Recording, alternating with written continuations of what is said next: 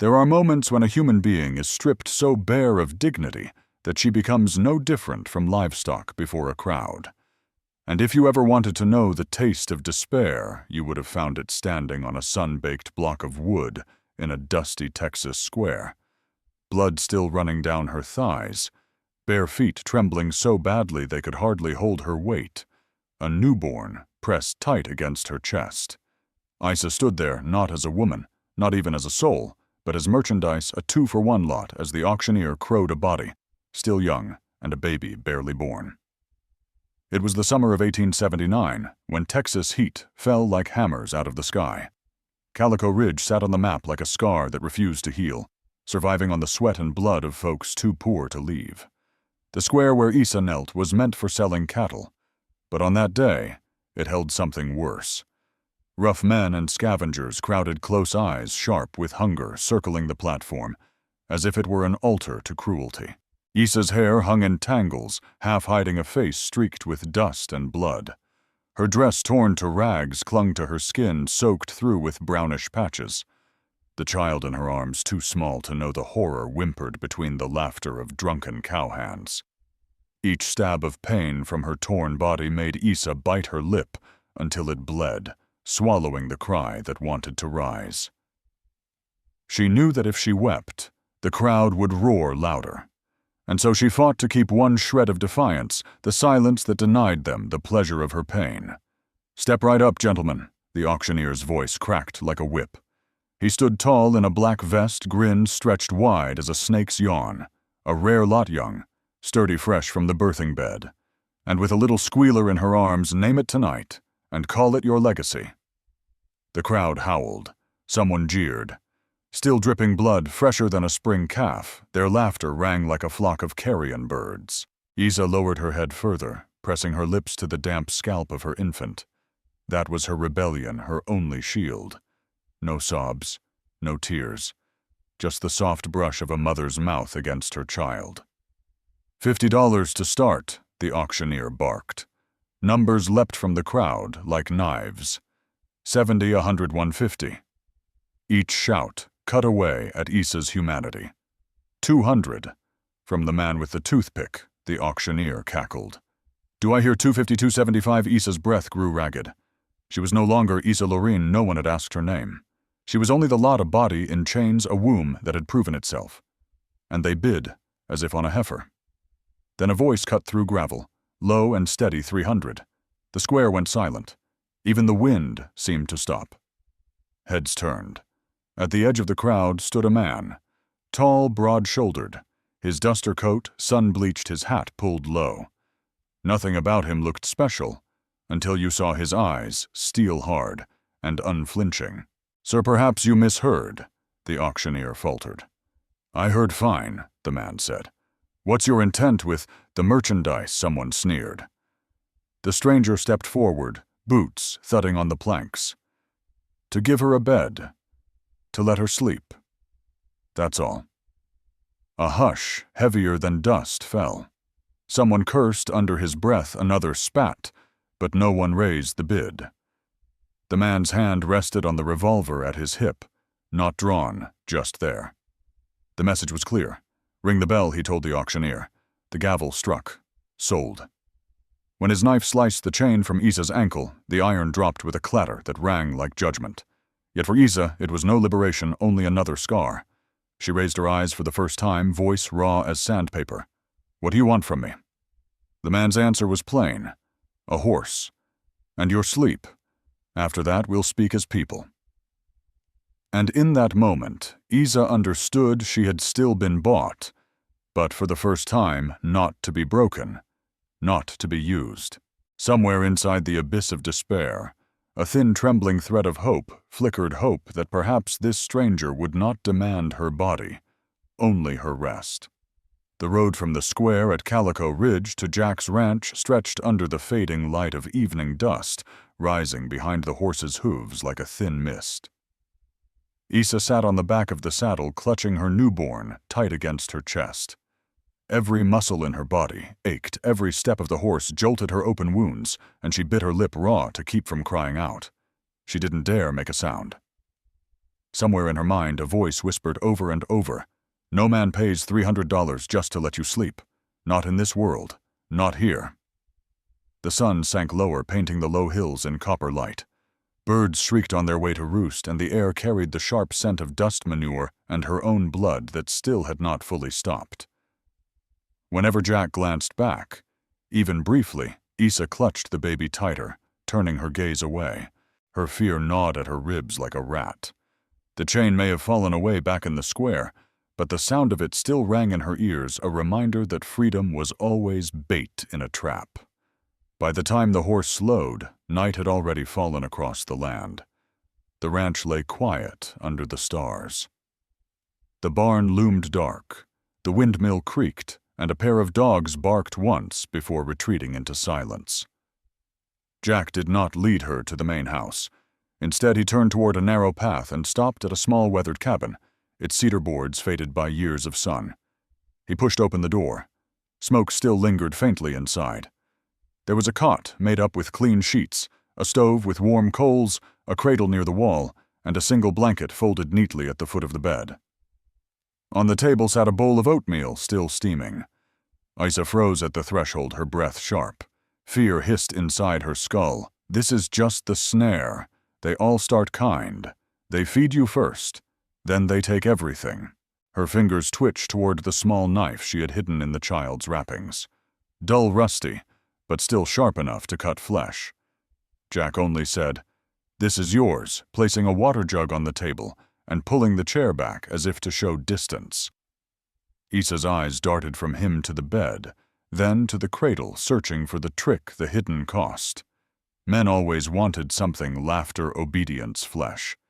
Yet this one stood still, wordless, his face unreadable under the lamplight, his eyes steady as iron. She laid the baby in the cradle with trembling hands. Her voice cracked from dryness, but she forced the words out. "What do you want from me?" Jack's answer came calm, plain. "Sleep. Tomorrow we'll talk like people." Then he turned, stepped out and closed the door gently behind him. Silence filled the cabin, but for Isa, silence was not safety. Silence was another predator waiting in the dark. She slid the knife under the pillow, her body, rigid eyes wide open. Every sound outside the bark of a dog, the whistle of wind through the eaves, the imagined scrape of boots tightened the knot in her chest. She did not sleep. She did not even dare to close her eyes. When the baby stirred, Isa scooped him back into her arms, rocking him with trembling hands. "If I sleep, they'll take him. If I sleep, he'll be gone when I wake." The fear was so heavy she could not breathe, and tears slipped down her face before she could stop them dampening the cloth against the child's cheek. The night stretched on like a century. No footsteps came, no locks clamped, no chains returned. Instead, on the edge of the cradle lay something she had not noticed before, a square of white fabric corners, frayed embroidered with tiny bluebirds. Not a trap, a handkerchief, a gift. Isa's breath caught. Why? Why would he leave this? Who is he really? She did not dare to believe, but she could not ignore the fragile stillness that held the room. Fear still prowled her heart claws, sharp and ready. Yet as Isa listened to the soft breathing of her child, a thought stirred like the faintest breeze. Could it be even once in this life that a man might truly want nothing but to let me sleep? The first days at Jack's ranch passed slow, like underground water, quiet but relentless. Isa stayed inside the small cabin, its wooden door always shut, the dull knife still hidden beneath her pillow each night. Whenever she stepped outside to fetch water from the well or hang her baby's clothes to dry, her eyes swept every shadow like prey still hunted. The darkness behind the barn, the whistle of wind through the trees, even the distant bark of dogs. Each sound knotted her chest with dread. The scar around her ankle burned like a brand, reminding her that chains could return at any moment. But Jack never came near. He never pressed, never demanded, never looked at her with the hungry eyes of men she had known before. Each morning, something waited quietly at her doorstep. A warm loaf of bread, a jug of milk, Sometimes an old book with dried flowers pressed between the pages. No notes, no instructions, only offerings left in silence. Isa took them warily, her thoughts twisting. Is this how he makes me drop my guard? Or could it truly be nothing more than kindness? One misty morning, while she was hauling water from the well, Jack passed by. He spoke simply, without pause, "Morning, Miss Isa." The words stopped her cold. Water spilled over her hands and down the rope, but Isa barely felt it. She turned toward him, eyes wide. "What? What did you just call me?" Her voice shook, caught between suspicion and wonder. Jack tipped his hat, answering as though it were obvious. "Your name? I reckon you've got one, don't you?" Her throat tightened. In all her life, no one had spoken her name with such plain respect. To the town, she was only Chattel the Lot, the market wench. Even at the auction, her true name was never asked, never spoken.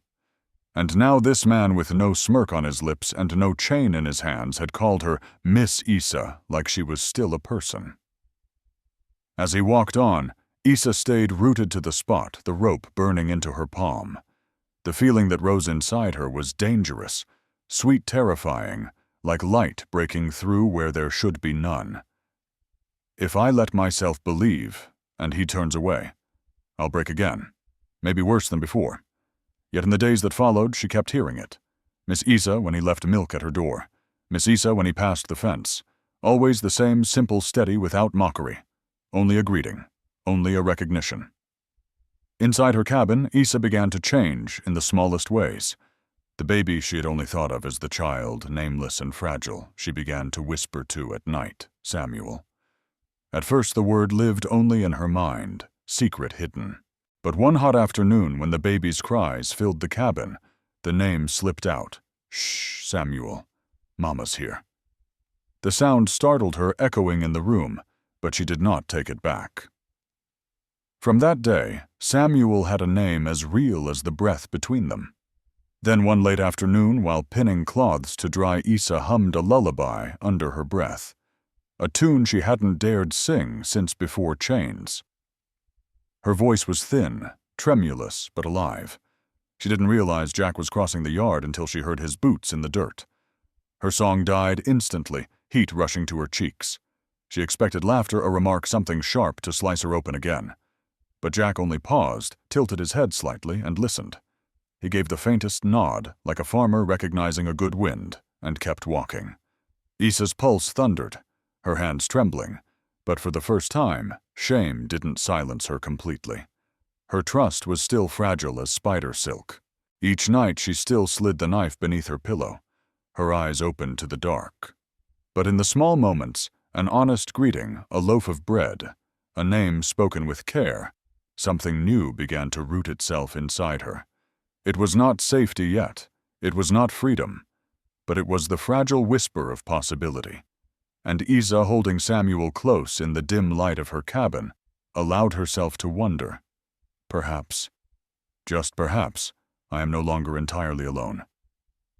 For 3 days the sky had hung heavy clouds pressed low like molten iron, the air thick and unmoving warning of a storm that hadn't yet broken.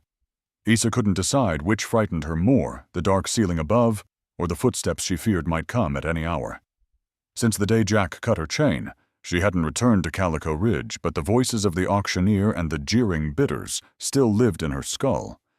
At night she heard them whisper, "She's ours, our property." That afternoon, while Isa hung damp cloths on the line outside her cabin, Samuel dozed in his wooden cradle. The sound reached her hoofbeats, distant, but growing heavier. At first it was only a murmur, but soon it pounded like war drums. Isa froze the cloth, slipping from her hands. Her heart thrashed against her ribs as her eyes darted to the ranch gate. Through the rising dust came 4 riders. Coats of canvas stained the color of dirt. Their faces carried the kind of familiarity that made her stomach twist. She knew one of them. He had laughed the loudest when her blood had soaked through her dress on the auction block. Her hands turned to ice. The memory of chains surged back, drowning her. One thought screamed above the rest. They've come to claim me and my child. She snatched Samuel into her arms and hurried back into the cabin, slamming the door shut, heart-hammering so loud she thought they would hear. Through a narrow crack in the shutters, Issa watched as Jack stepped out from the barn, shotgun in hand. His stride was calm, steady, like a man who had seen trouble before and no longer feared meeting it head-on. One rider sneered, yellow teeth flashing. "Well now, friend, you're wide awake. We're just here to take back what's ours." Issa gripped the small knife hidden in Samuel's swaddle until her knuckles burned. That word ours split her open. Property. She felt bile rise in her throat. Samuel whimpered softly, and Issa clutched him tighter, her mind racing. "If they break through, I'll fight until I'm dead." Jack didn't flinch. His voice dropped low, steady as stone. "This here is private land. You've no right past that gate." The leader jabbed a finger toward the cabin. "She's unregistered stock, left before her paperwork cleared. She belongs to us." Jack took a step forward, shotgun glinting in the dying light. "I paid your price, by your own law, and she isn't stock. Not here. On this ranch, property doesn't breathe." The words cut the air clean. Silence stretched. Issa's pulse hammered so violently she thought her body might split apart. She pressed her back against the cabin wall, every breath thin and ragged. Jack's figure stood between her and the riders like a wall that refused to move. Another rider, his face pocked with scars, leaned forward in the saddle, his hand grazing the butt of his revolver. His voice was gravel. "You making this a matter of law?" Jack's answer came without a blink. "No, I'm making it a matter of human." The silence that followed was heavier than any storm. Horses stamped, snorted, restless. Issa rocked her child, every part of her bracing for the crack of gunfire, for Jack's body to fall, bleeding into the dirt for the door to splinter beneath rough hands. Instead, the leader spat into the dust, lips curling. Not worth it. He jerked his reins, wheeled his horse. The others hesitated only a moment before turning to follow. Dust and hoofbeats faded into the horizon until only silence remained. Jack stood rooted, shotgun still in hand, eyes fixed on the disappearing figures.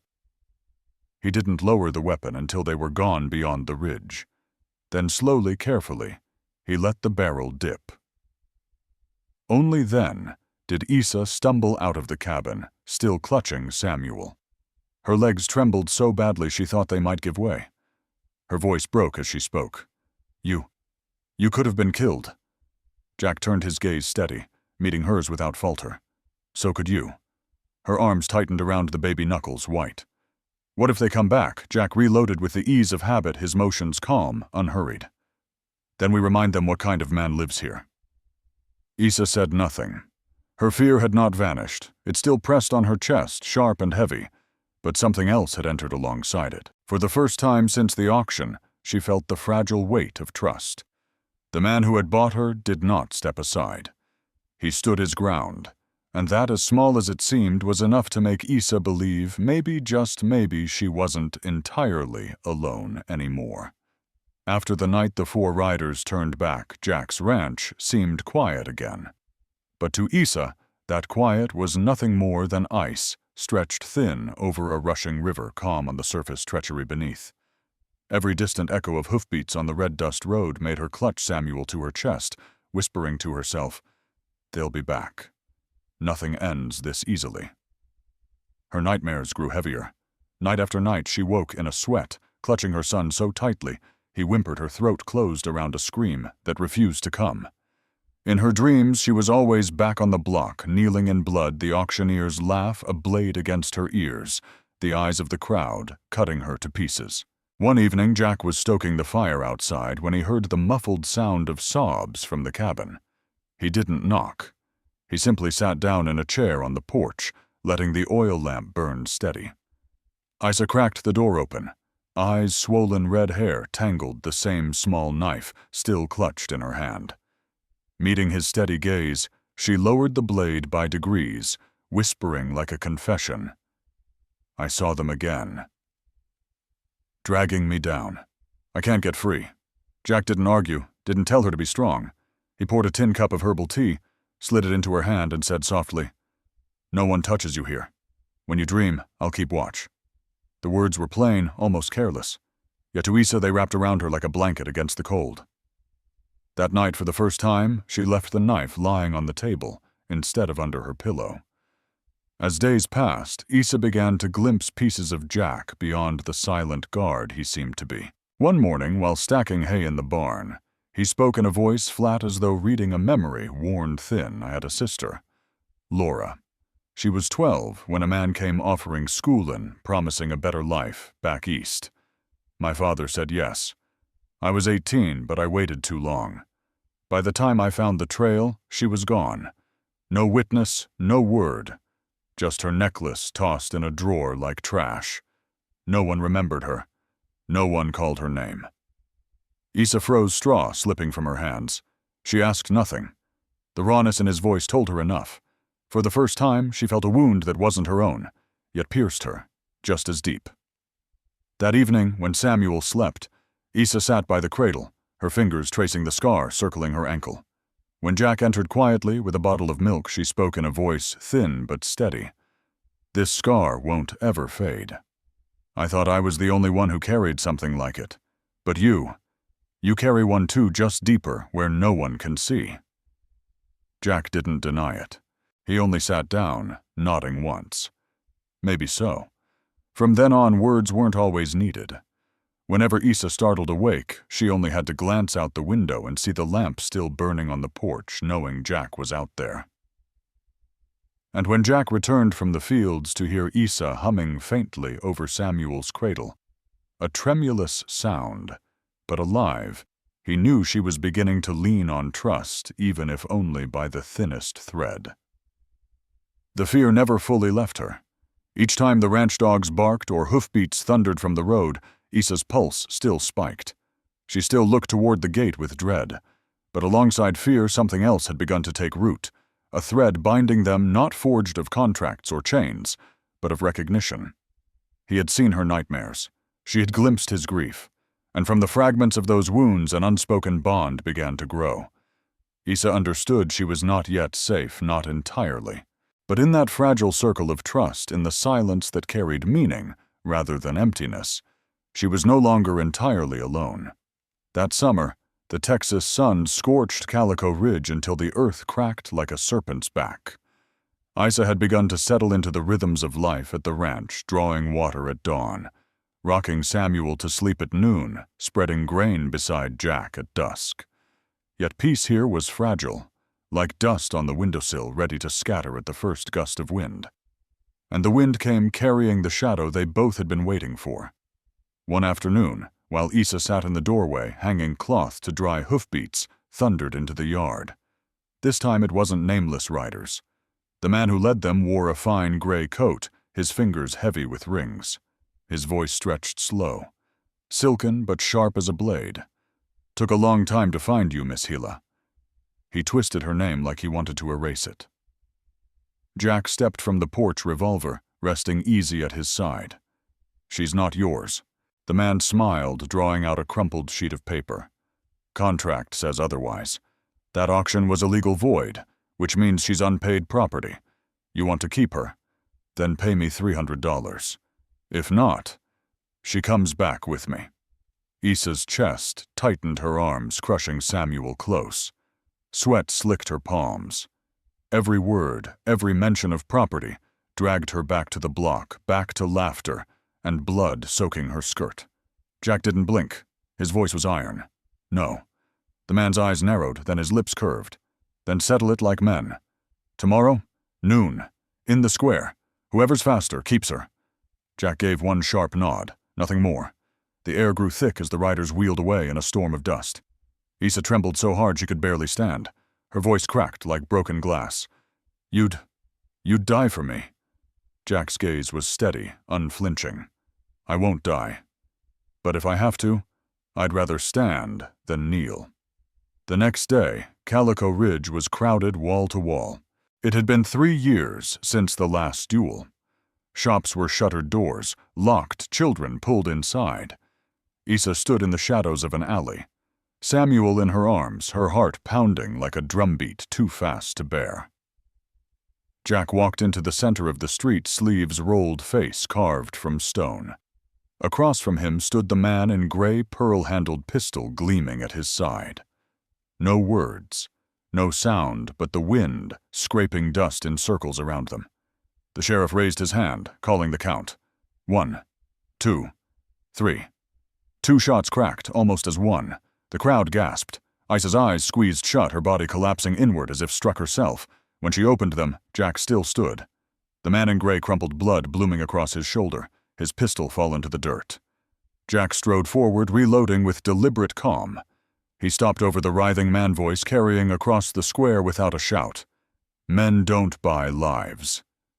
And I don't shoot, to prove I can. Then he turned and walked away, leaving silence in his wake. But the tension had not yet broken.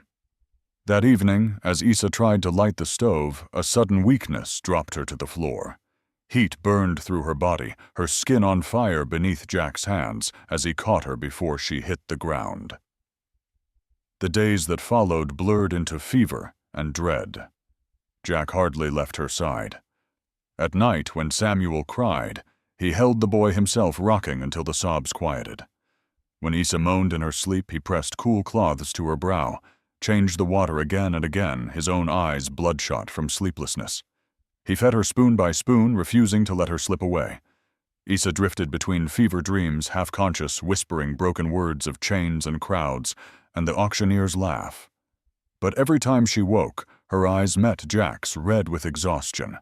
Jaw set hard, his rough hand wrapped around hers, as if anchoring her to the earth. On the third night, her vision cleared. The lamp flickered gold across the cabin walls. On the floor, Jack leaned back against the cot, Samuel asleep cradled in his arm. The sight tightened her throat. Her voice cracked when she found it. "Why didn't you leave me?" Jack stirred a weary smile pulling at his mouth. "Leave you where this is home." Tears stung her eyes. For the first time since the auction block, Isa smiled, a weak, trembling thing, but real. The fever broke slow, but sure. Isa rose again, fragile but alive, her steps unsteady yet determined. Fear still shadowed her, but it no longer stood alone. In its place lay something heavier, stronger certainty. Jack hadn't just shielded her in the square. He had kept watch through every ragged breath of her sickness, and from blood and trial, from sleepless nights and trembling days, a deeper bond began to take root. Spring came late to that stretch of Texas land. Frost clung stubbornly to the window panes, and the creek behind the house ran sluggish and cold until late March. But when the sun finally stayed, it came strong, painting the hills in fresh green. Isa stepped onto the porch with Samuel tied snug to her chest, and for the first time since her darkest days, she drew a deep breath without trembling. The small cabin still stood as it always had, but it was no longer just a shelter for her alone. Jack and Isa began to talk of widening the home, not just for themselves, but for others. Girls like Isa had been women discarded, and chained children abandoned like Samuel might have been. The thought came to Isa one afternoon as she watched Jack cradling the boy. "There are others out there," she whispered. "Girls still shaking in market squares, still bleeding in one way or another. If we can, I want to open the door for them." Jack said nothing at first, only took her hand in his rough palm and nodded. "Then we'll make it so." Together, they rebuilt the back room, patching the leaking roof with new boards, smoothing the walls with clay, and painting them a soft pale blue. They traded eggs for an iron bed frame, brought home a worn mattress from town, and laid patched quilts with careful hands, every stitch carrying a promise. Above the doorway, Jack hung a small wooden sign carved with 2 simple words, "Rest here." Word spread quick the way rumor always does. Within a month, the first girl arrived. Lips-cracked eyes shadowed her dress worn thin and her hands empty. Isa met her at the fence, asking no questions, pressing for no story. She only reached out her hand and said gently, "Do you want to stay, or just rest?" The girl's mouth trembled. "I don't know." Isa smiled. "Then stay until you do." Others followed. A young woman with a bruised lip clutching a torn Bible, like it was the last rope keeping her alive. A mother with a baby swaddled in rags, eyes darting like a hunted deer. Isa opened the door for each of them, laid bowls of food before them, gave them beds, and most of all called them by name. The first time their names were spoken aloud, many wept as though being born again. Life filled the house. Children's cries mingled with the smell of fresh bread from the oven smoke from the stove and the sound of women's voices rising and falling together. At night, when the oil lamps flickered, Isa taught them how to cradle a child without fear, how to cook rice without burning it, how to lift their chin and meet a man's eyes without flinching. Jack, quiet and steady, built more fences, added pens for chickens, planted rows of corn to feed more mouths. No one called him a hero, but with each nail he drove, Isa knew he was building more than walls. He was building a future where people could simply be people again. One foggy morning, Isa found a scrap of paper pinned to the barn door. On it was a name scribbled in charcoal beside a bundle swaddled in rough cloth. Inside lay a newborn, still pink, still damp with the scent of river clay. Isa lifted the child, and tears spilled hot down her face. She whispered, "You will not sleep in the cold. You will be called by your name. You will not be forgotten."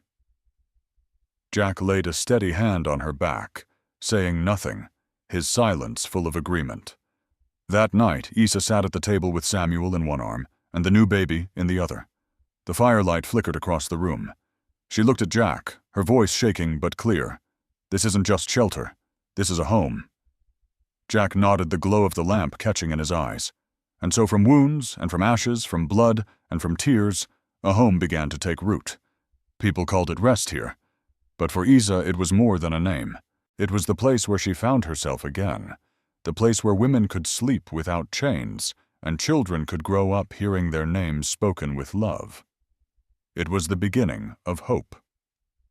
The following autumn, the cornfields behind the Morel Ranch shimmered gold in the sun, each stalk swaying like a wave in a quiet sea. Isa stood by the wooden fence, Samuel running in circles around her, while Jack cradled a tiny girl in his arms. She had dark hair and bright eyes that sparkled like a sparrow darting through the sky. They named her Sparrow, a simple name rooted in the American faith that not even the smallest bird is forgotten in the eyes of God.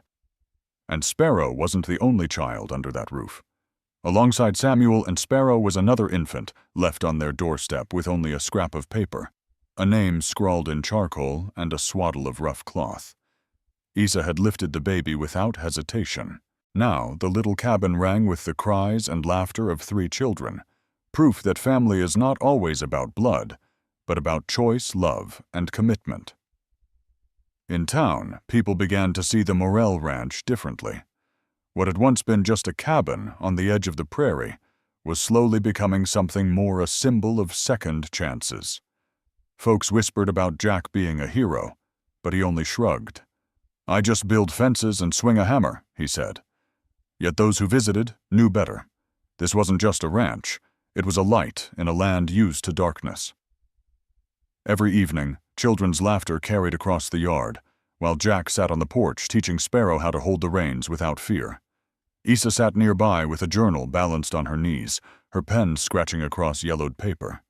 She wrote, "I was once sold for less than a horse, but I was loved like a human being. And in the end, that is the only value that matters." Closing the book, Isa looked across the fields, the sunset pouring gold over the horizon. She knew she had walked through hell, but instead of being buried there, she had turned the ashes into fertile ground where hope could grow. Americans believe every person has the right to live free, to be called by their true name, to be loved. The little ranch called Rest here had become the living proof of that belief. It wasn't a grand estate or a fortress of wealth, but it carried what this country holds most dear, family community, and the belief that anyone can begin again. Isa and Jack's story is not just a love story. It is a testimony to justice, the kind not always written in law, but carved by those who dare to stand up. When Jack declared, "On this ranch, property doesn't breathe," he voiced a truth older than any statute: no human being is ever merchandise. And Isa, once shackled and nameless, now opened her door to others, giving them back their dignity. In American culture, stories like this often become frontier legends, not because of quick draws or gunfights, but because they plant hope.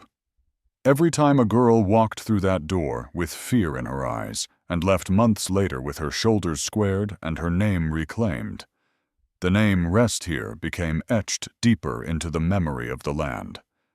And you, the one hearing this story, are part of that legacy too.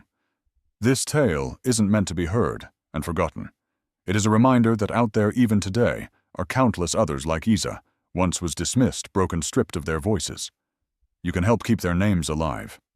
You can be someone's Jack, not with a gun, but with kindness, with a bed to rest in, with the courage to call them by their true name. If Isa were to write another page in her journal, it might read, "We do not save them. We simply open the door and they find themselves again." And the next step for her and Jack is clear. Keep building. Add more beds, more blankets, more space at the table. Because in this country, the American dream isn't just about prosperity. It's about the right to live as human, to choose freely to be loved without condition. Isa and Jack's story doesn't end here. It continues in every child who grows up safe under the eaves of Rest Here, in every young woman who leaves with her head held high. It continues in your heart if you choose to carry it, because love, when it is real, does more than comfort it saves.